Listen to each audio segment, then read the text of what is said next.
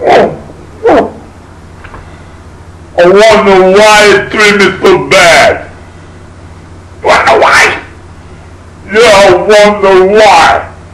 Because you had the ability to be a good fighter, and instead you turned into a cheap, leg-breaking bum.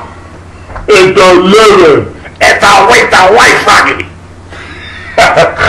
God, I do terrible fucking impersonations. Anyways, me too. I'm Tony Longo.tv. This is Jokes 3. Gotta tell you, I'm getting more comfortable with it. No rehearsal, so let's see how this one goes.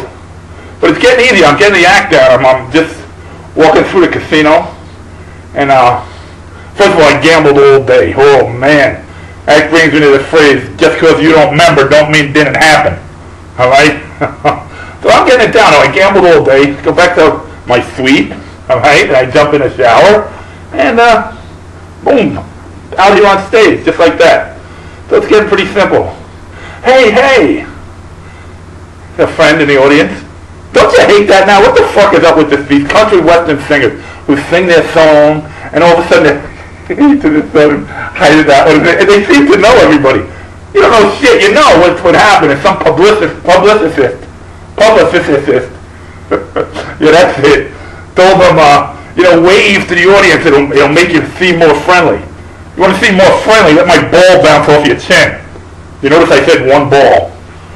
I went through all that, what do you call it, men's bad shit. I had the testicular, the rectum, the colon. I literally got one ball, half a rectum, and a pig's colon. Rectum, damn near killed them. Hey, don't make me take my ball and go home. Anyways, back to my friend. Let's just call him Ezekiel for the. Give him a name. Ezekiel, okay? I didn't recognize you without your cape, you fucking weirdo. Anyways, he gives me a call. He says, hey, I want to come see the show. And now, I'm a little reluctant because, let me just tell you, I go to him on the phone. I said, Ezekiel, let's keep an anonymity. He's right there, but I want to keep him anonymous. I go, Ezekiel, you got a slight drinking problem. You got a big gambling problem. And you like strippers and you love porn stars. He goes, what are you trying to say? I go, well, the show's in Las Vegas. He goes, what are we waiting for? Hey, speaking of porn stars, what the fuck is with porn stars? How the fuck are they a porn star? First of all, what do? They have sex with strangers on film for money. I don't see where the star thing comes in. And then they try and say, but they're all breaking into mainstream. The only mainstream they're going to break into is like someone peeing on their back. Excuse me. Too much? It's too soon. Anyways, just because you don't remember, don't mean it didn't happen. Think about that. You're in Las Vegas. Just because you don't remember, don't mean it didn't happen. Now I want to show of hands. How many people out there have had sex with a little person? Show of hands. What, no one? I can't believe I'm the only one. Anyways, I'll tell you my story. I'm an actor. I'm up in Vancouver. I'm doing the series Police Academy. This is good 10 years ago. There was a series Police Academy. It lasted for 1 year on the Fox network. Yeah, big hit. I think we were on like 3:30 in the morning. I got a couple checks for that, like 17 cents. Anyway, I'm up there. I'm doing the Police Academy, and it's great. It was great up there, though. It was like, at the time, the dollar. The price up there was like $2 up there for $1 down here. So it was great exchange or whatever the fuck. So I'm up there and I had a good time. We were there like 10 months. They put us up in this beautiful, beautiful building. Apartments, connected to the best hotels up there. And the best thing was the nightlife up there because there were so many films filming, and films and projects and shows, TV shows, that all the stars from Hollywood you'd see up there in the bars of the hotels at night. And there was like 2 great bars. There was one in my place where I was staying, and then there was another one in the place called Sutton Place. And this thing at Sutton Place was best bar ever. You'd walk in there, you could see anyone in there on any night of the week. And now meanwhile, I'm up there for 10 months, and they put me up in a penthouse, all glass on the top floor, overlooking the fucking harbor and the park. If anyone has ever been up to Vancouver, I have for 11 months. What's the joke? When's it raining in Vancouver? When's it not raining? When it just did or it's just about to? Me too, me too. So anyway, all right, back. So I'm up there, and just because you don't remember don't mean it didn't happen. So I'm up there, and I'm in the, I go to the bar, all right, after filming all day, and I'm in the bar, and in the corner of my, meanwhile, during the time up there, I've taken back, I was a big party guy, giver at the time, because everything was free, so I would have people come back to my condo, I guess, my apartment in the hotel, and like from all the Hollywood people on different nights, so the people at the front door always saw these celebrities coming in, these athletes, these musicians, and stuff like that. So all of a sudden, now I've been up there a long time, and I go in the bar, and off in the corner, someone's checking me out. It's a little person. She's about this big. She's this fucking big. And she winks at me, and I'm like, holy shit. So I go over, I buy her a drink, I get to talking to her. It turns out her name was Twinkle LaFontaine. All right? She was in, like, the Schwarzenegger movie and a couple other movies. And allegedly that I don't want to get in any trouble up here. I might get a cease and desist letter from her, but which you'll hear at the end of the story. So I go up and talking to her. We do a couple shots. I tell her where I'm living, and she's up there. She's only up there for a week doing a sci-fi thing, so she's just in a hotel room. So I said to her, I said, you wanna come see my place? She goes, yeah, sure. So I take her little hand, and her hand's like a little claw. But what's weird, not weird, what's interesting, let me use the word interesting, is a whole rest, like her head's fine, the breasts are on the same side, it's just her little arms and legs. So it's not like I was, forget the child molest shit here. Like there's no horseplay going on here, okay? No horseplay going on here. Me too. So anyway, I go back with it. She's probably 35, 36, but a sexy little thing, all right? And like a little firecracker. So I take her back, and we get to my place, and I'm like a block or two from the one hotel. I'm in the other hotel, and where all the Hollywood people stay, all the Hollywood celebrities, the people who were on TV series at the time. So I take her, we go to my place, and you should have saw the looks on the fucking front desk, and the guy who opens the door guy, they're like, holy shit, as I go walking in, holding the hand of this little beautiful woman, okay, a little person. So we go to the elevator, we go upstairs, we get inside, and I show her the place, and she's like walking around, we do a couple shots of tequila, we're having fun. All of a sudden she goes to me, you gotta be woof. I go, what? Woof. I go, what the fuck's woof? She goes, weed, you gotta be weed. I said, no, I don't smoke weed, I'm just a drinker, I drink tequila, beer, I'm an Italian, I'm a lover, not a fighter. So she goes, yeah, we'll talk about that. So she grabs it, she goes, give me the phone. So she takes the phone, dials a number, has the phone up to her ear, and she goes, yeah, and then she looks up, she goes, hey, fat guy, where we at? I give her, so I give her the name of the place, and what floor are we on? I go, the penthouse. So she goes, okay. So she hangs the phone up, and now 10 minutes go by, and all of a sudden I get a call from the front desk, and they go, Mr. Longo, you got a visitor here, you want us to send him up? I said, yeah, and they said, are you sure? And now I'm going, holy, what the fuck? I said, yeah, okay, sure, send him up. So a couple minutes go by, and I'm getting a little nervous, and there's a pounding on my door. So I go, and I'm whip this in, and Twinkle goes, that's him.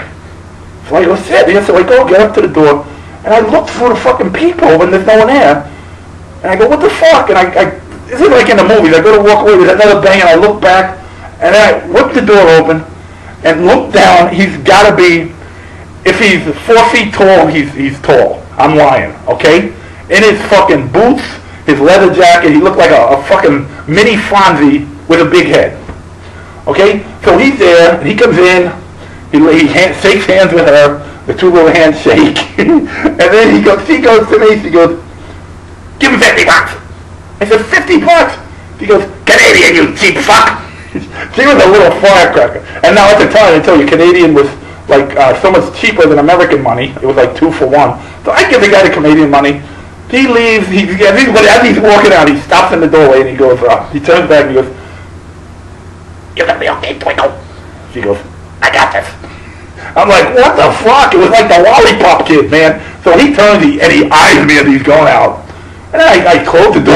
You know what I did? I bolted the top thing saying he can't reach even if he tried to come back in. From the outside, he couldn't even pick it from up there. So he'd need a ladder. So anyway, I come back into the living room, and she's smoking a dope, and I'm getting high from just the fumes, and then I'm drinking, I'm slamming shots. We're sitting there, we're watching the screen on the TV at the time. It was like a big screen, which was a big thing back then. This was when the TVs had the big back. They weren't just a flat screen. So she turns around, and she says to me, she tugs on my pant leg. We're sitting on the couch, and she goes, what the fuck? I said, what? She goes, what the fuck? I said, yeah, I think in my head. How many times does this come up to happen? You get this opportunity, especially being 6'6", 350 pounds. So I said, yeah, suck me. So she goes, she puts her little hand out, right? She goes like this, the hair, and then she walks me and she goes, this way, the bedroom. So I go and we walk into the bedroom and we get into the bedroom and we're right next to the bed, and she turns and looks up at me and she says, I'm going to keep my heels on. I said, yeah. Now granted here, she's fucking 4'9" in heels, alright? So I don't know what the fuck they're going to do for me. So I said, yeah, just going along with it. I didn't want to break her sexy, okay? So she goes to get on the bed, and she's like, grabs the cover, so I go to help her, and she fucking karate chops in my hand. And she goes, and she's a little feisty little thing. She goes, don't fucking help me unless I ask. I go, whoa, I drop back. And then she goes, come and get me. So I go, and now we undress, and it was quite interesting because, as I said, the rest parts of her body were normal except for the arms and the legs. She was very, very attractive. And this is, I got to be honest, this is up there with my experiences sexually. So, anyways, we get into bed, and I was undressed. She's got her heels on, and I'm there, and I go to her, you want to get on top? And she stops, and she looks at me, and she goes, I gave you a fucking, I'll kill myself. Holy shit! So we get in bed, she's on top of me, she's fucking riding me, and this, and then she lets her hair float it back, and she goes, you like it. And now, I gotta be honest, it was different. I don't want to say, it was just it was such a unique experience that I've never explored before, that I actually I possibly had the chance of losing my erection. So I said to her, I go, can I turn the light out? She goes, sure. So I reach up, I turn the light out. She's still riding me. And I go, thanks. She goes, don't be thinking me, I'm the one fucking Sasquatch. Oh, man. So anyway, she's there. We make love, and then we're done. And then we probably did it again, and maybe even again, and then maybe even another way. But I was ready to go, But anyway, so we made love a couple times. All of a sudden, I'm laying there, and then we fell asleep because I had drunk a lot, and the sun starts to come up, like a little light comes in the room. She jumps out of bed like a fucking leprechaun or a frog. He leaps out, leaps to the floor, runs to the fucking window, pulls the fucking blind shut, and goes like that. He said, what's wrong? And she goes, I gotta get out of here before the big world starts. The big world. We got a world today. That's what's tough, man. It's really tough. That's what I love Twinkle. I felt for her then. So I say to her, so she's running around the room. She's putting her clothes on. She's getting dressed. She's lighting another pot thing to leave in the morning. And then I go to her. I said, do you want me to call downstairs for a car? She said, no, I can manage on my own. And I said, well, do you want me to walk it downstairs? She goes, don't need you walking me down. So I said, fine. So I went to the bathroom, and I had gotten the paper, and I'm doing my stuff. My stuff. You know what they say? They say, like, as you get older, the difference between great sex and a good shit get closer and closer together. Right now, I'm just about even there. Oh, I don't want to be up here. I don't going to look forward to passing that mark. But anyways, so I'm doing that, and then all of a sudden I'm done. I come out, I'm going to lay back in bed. I don't have to. I don't have to work that day. I was on hold or something. You know, that's why I would never go out. The only reason I went out was because I wasn't working the next day. So I go back, and I'm going to get back in bed, and I hear by my door a little crumpling. So I walk around the hallway, and I look down towards my little hallway to the front door, and there's a mirror there. She's in the mirror, like combing her hair, fucking wildly. I go, what are you doing? Why are you still here? She goes, gotta fix my hair. I got fuck me hair. I don't want people to stare when I walk out. She's fucking 3'9" in fucking heels, and she don't want people to stare. So I go, oh, okay. So, see, I go to kiss her goodbye. Fuck you. And she's all upset, but she grabbed a little hand on the doorknob, and she's ripping it open. And then I had to come and do the lock, because I had done the lock on the top. So I do that, and then she's ready to, she's walking out, and she stops dead in the tracks, and she turns back, and she goes, let me tell you something. Don't be telling any of your big movie star friends that you fucked a little person. Because every time you do, just remember, I'm going to be telling little people that I fucked Samu. Fuck Samu! Get the fuck, twinkle! What happened? So anyway, she leaves. She goes, and I said, you know what? It was a once-in-a-lifetime thing, and you know, if you ever get the chance, go for it. If that ever comes up, that's what I said, show of hands. You know, just because you don't remember don't mean it didn't happen. So show of hands. So she leaves, and then I go, you know, I did it. And I was like, okay, but I'm not going to do it again. I'm not even going to tell people about it, because it was different. It was personal. It's something that you can say. It's like something you can say you did in life, but you don't share. Okay? So now, like a week or two goes by, and I tell myself I'm never going to call her again. I'm not this. So I get drunk one night, and I try calling her up. And she picks it up, and she goes, let me tell you something, big guy. It was fun, but it was a one-night thing. She goes, you enjoyed yourself, but that's it, it's over. She gave me the fucking brush off. So anyways, I go back inside.